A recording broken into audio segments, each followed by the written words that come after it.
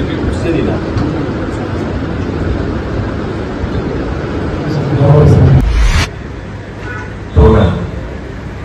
তাদের সবাইকে অনেক অনেক অভিনন্দন জানাচ্ছি এই সুন্দর অনুষ্ঠানে যোগদান করার জন্য। আমি বিশেষ করে ডাক্তারবাবু বক্তব্য শুনছিলাম এবং উনি যাকে ব্লাড দিয়েছিলেন আমাদের বিভিন্ন অনুষ্ঠানে বা কর্মসূচিতে আমাদের আলোচনা হত। এখানে বসে ওনার আরেকটা পরিচয় পেলাম, আমাদের খুবই পরিচিত পরিবারের লোক এবং বিস্তারিতভাবে যিনি আলোচনা করেছেন রক্তদানের উপকারিতা নিয়ে। আমরা যে কোনো জায়গায় রক্তদানের অনুষ্ঠান যখন আয়োজন করা হয়, কোন ক্লাব, কোন এনজিও, সরকারি প্রতিষ্ঠান যদি 10 জন রক্তদান করে,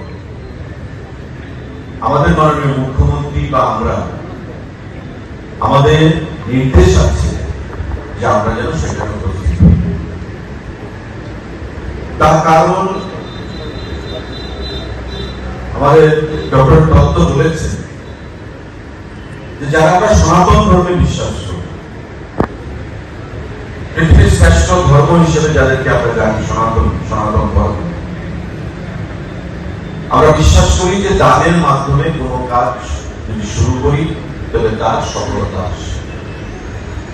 এটা বস্ত্রদান হতে পারে, জলদান হতে পারে, খাদ্যদান হতে পারে, অর্থদান হতে পারে। এবং বর্তমান সময়ে আমরা দেখি মা বাবার শ্রাদ্ধানুষ্ঠান, ছেলের অন্নপ্রাশন, কারোর বাড়িতে বিয়ের অনুষ্ঠান, সামাজিক কোন অনুষ্ঠান রক্তদানের মাধ্যমে শুরু করেছে। যে জিনিসটা আমাদের সমাজের কাছে,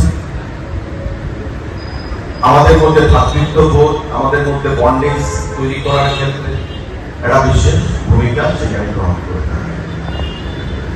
যে কোনো মহৎ কাজ রক্তদানের মাধ্যমে বিভিন্ন জায়গায় আমরা বর্তমান সময় দেখতে পাই যে শুরু করা হচ্ছে।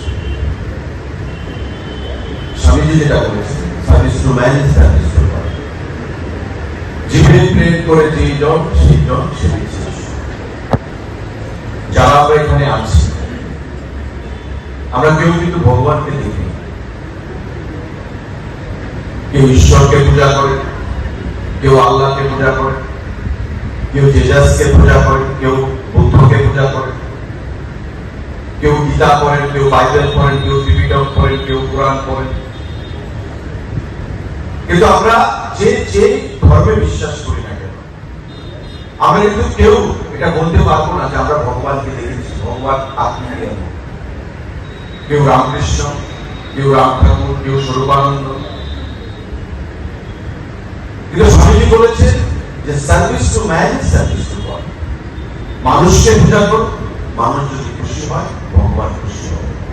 শেফদের পছন্দ সিস্টার মশলা, যা মডার্ন টেকনোলজি এবং স্বাস্থ্যসম্মত। সিস্টার নিশ্চিন্তের প্রতীক।